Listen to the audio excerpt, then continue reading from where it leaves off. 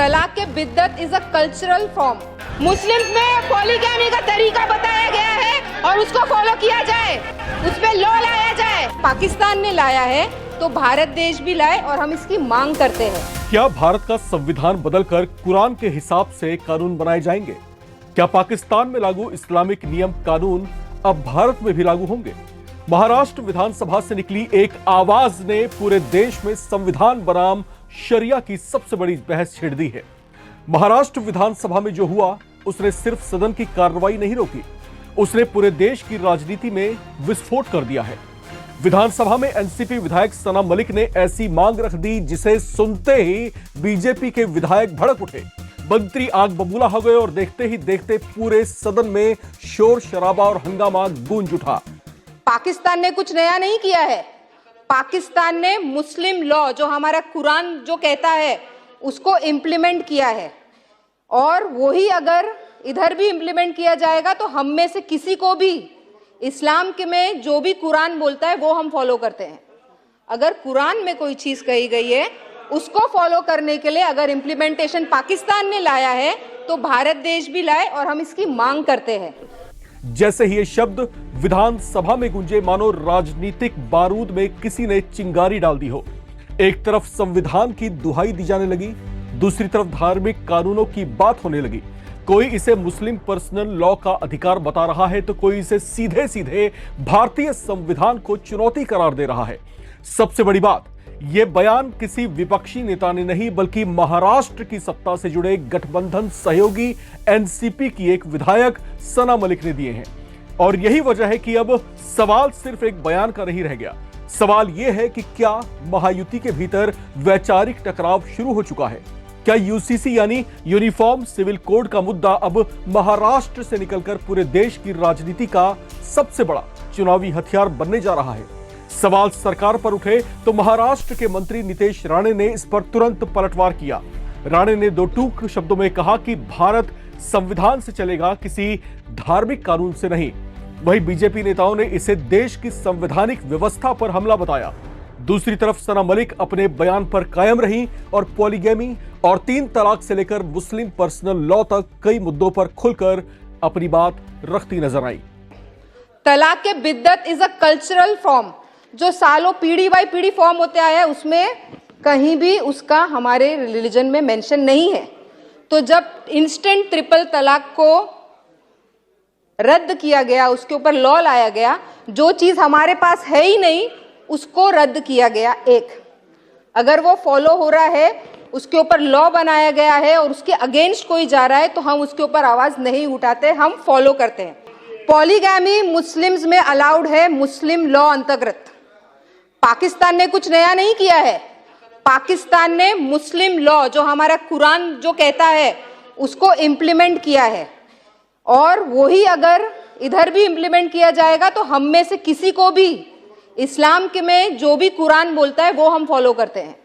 अगर कुरान में कोई चीज कही गई है उसको फॉलो करने के लिए अगर इम्प्लीमेंटेशन पाकिस्तान ने लाया है तो भारत देश भी लाए और हम इसकी मांग करते हैं। इस विवाद में अब बीजेपी नेता नाजिया इलाही खान की एंट्री ने नया मोड़ ला दिया है। नाजिया इलाही खान ने सिर्फ सना मलिक पर ही हमला नहीं बोला बल्कि महाराष्ट्र बीजेपी माइनॉरिटी मोर्चा के अध्यक्ष वसीम खान को भी निशाने पर ले लिया। उन्होंने सोशल मीडिया पर तीखी पोस्ट करते हुए सवाल उठाए कि आखिर इतने बड़े बयान पर वसीम खान चुप क्यों हैं। नाजिया खान ने कहा कि न तो वे यूसीसी के समर्थन में बोलते हैं, न लव जिहाद के खिलाफ, न अन्य संवेदनशील मुद्दों पर कोई स्पष्ट रुख रखते हैं। अब उनकी ये टिप्पणी भी राजनीतिक गलियारों में चर्चा का बड़ा विषय बन चुकी है। दिलचस्प बात यह है कि जहां बीजेपी और शिवसेना शिंदे गुट के नेता सना मलिक के बयान का खुलकर विरोध कर रहे हैं, वहीं अजीत पवार की पार्टी के कुछ नेता उनके समर्थन में खड़े दिखाई दिए। यही वजह है कि अब महायुति के भीतर वैचारिक मतभेद की चर्चाएं भी तेज हो गई हैं।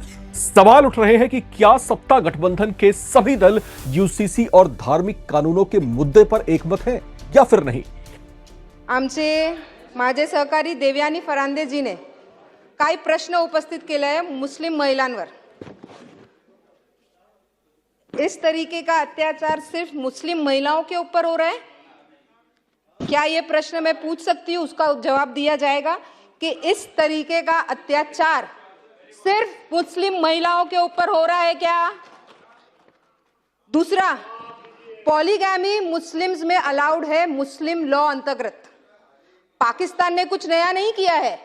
पाकिस्तान ने मुस्लिम लॉ जो हमारा कुरान जो कहता है उसको इम्प्लीमेंट किया है, और वही अगर इधर भी इम्प्लीमेंट किया जाएगा तो हम में से किसी को भी इस्लाम के में जो भी कुरान बोलता है वो हम फॉलो करते हैं। अगर कुरान में कोई चीज कही गई है उसको फॉलो करने के लिए अगर इम्प्लीमेंटेशन पाकिस्तान ने लाया है तो भारत देश भी लाए, और हम इसकी मांग करते हैं। दूसरा, ट्रिपल तलाक जो है, आज भी मैं कहना चाहूंगी तलाक के कई फॉर्म्स होते हैं। तो तलाक हसन, तलाक एहसन और तलाक बिद्दत। तलाक हसन, तलाक एहसान, ये जो दो तलाक है ये हम फॉलो करते हैं। तलाक बिद्दत इज अ कल्चरल फॉर्म जो सालों पीढ़ी बाई पीढ़ी फॉर्म होते आया है, उसमें कहीं भी उसका हमारे रिलीजन में मेंशन नहीं है। तो जब इंस्टेंट ट्रिपल तलाक को रद्द किया गया, उसके ऊपर लॉ लाया गया, जो चीज हमारे पास है ही नहीं उसको रद्द किया गया। एक, अगर वो फॉलो हो रहा है, उसके ऊपर लॉ बनाया गया है और उसके अगेंस्ट कोई जा रहा है तो हम उसके ऊपर आवाज नहीं उठाते, हम फॉलो करते हैं। Let me complete. थर्ड, क्या पॉलीगैमी सिर्फ मुस्लिम्स में अलाउड है? लेकिन क्या सिर्फ मुस्लिम्स ही पॉलीगैमी कर रहे हैं क्या सिर्फ मुस्लिम आदमी, क्या मुस्लिम पुरुष ही पॉलीगैमी कर रहे हैं? दूसरे रिलीजन में पॉलीगैमी नहीं हो रही है? हो रही है। पॉलीगैमी के कोई रूल्स फॉलो होते हैं। अगर उस तरीके से फॉलो हो रहे हैं तो पाकिस्तान का रेफरेंस नहीं दिया जाए, इस्लाम में कुरान का रेफरेंस दिया जाए और उसको इंप्लीमेंट किया जाए।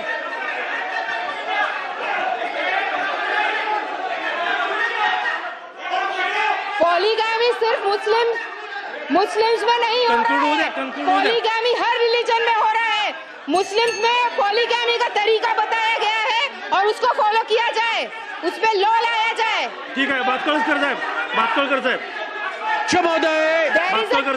अध्यक्ष महोदय, लक्षवेधी ट्रिपल तलाकच्या कायद्याची अंमलबजावणी योग्य पद्धतीने होते की नाही याच्याकरता ही लक्षवेधी आहे।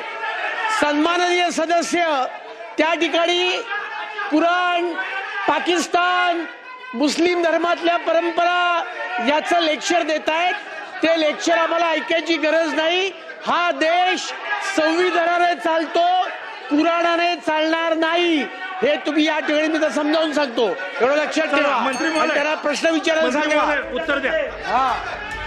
इस विवादित बयान पर महाराष्ट्र के उप मुख्यमंत्री एकनाथ शिंदे की भी प्रतिक्रिया आई है।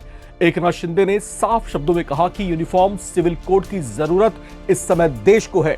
उन्होंने याद दिलाया कि बाला साहेब ठाकरे भी लंबे समय से यूसीसी के समर्थक रहे हैं और प्रधानमंत्री नरेंद्र मोदी भी इसे लागू करवाने के पक्ष में हैं। शिंदे ने कहा कि सभी नागरिकों को समान न्याय मिले, यही लोकतंत्र और संविधान की भावना है। महायुति सरकार के भीतर उठी इस विवादित मांग पर विरोधी दल शिवसेना यूबीटी भी खासी नाराज दिखी। हालांकि शिवसेना यूबीटी नेता आदित्य ठाकरे ने कहा कि यूसीसी पर पहले गुण दोष के आधार पर विस्तृत चर्चा होनी चाहिए। उन्होंने कहा कि अगर देश में समानता की बात हो रही है तो कानून के हर क्षेत्र में समानता दिखाई जानी चाहिए, चाहे जांच एजेंसियों की कार्रवाई हो, चाहे विकास निधि का वितरण हो या फिर राजनीतिक फैसले, हर जगह समानता जरूरी है। दरअसल महाराष्ट्र विधानसभा में चर्चा ट्रिपल तलाक कानून को लेकर चल रही थी, लेकिन इसी दौरान सना मलिक की ऐसी विवादित टिप्पणी ने जो है कहीं ना कहीं राजनीतिक पारे को 7वें आसमान पर पहुंचा दिया है। सना मलिक ने कहा कि इस्लाम में जो कुछ कुरान कहता है मुस्लिम समाज उसे जो है कड़ाई से मानता है। अगर पाकिस्तान ने कुरान के आधार पर कोई नियम बनाया है तो भारत को भी ऐसे नियमों पर जरूर विचार करना चाहिए। इतना ही नहीं, उन्होंने ट्रिपल तलाक के मुद्दे पर भी अलग राय रखते हुए कहा कि इस्लाम में तलाक की कई प्रक्रियाएं हैं और ट्रिपल तलाक को लेकर बनाई गई व्यवस्था को लेकर पुनर्विचार जरूर होना चाहिए। ऐसी मांग पर महाराष्ट्र की राजनीति गुस्से से तमतमा उठी है।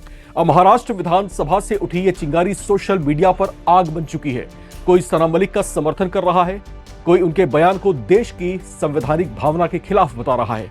लेकिन एक बात तय है, इस बयान ने यूसीसी, शरिया कानून, मुस्लिम पर्सनल लॉ बोर्ड और संविधान की बहस को फिर से देश के केंद्र में ला खड़ा किया है।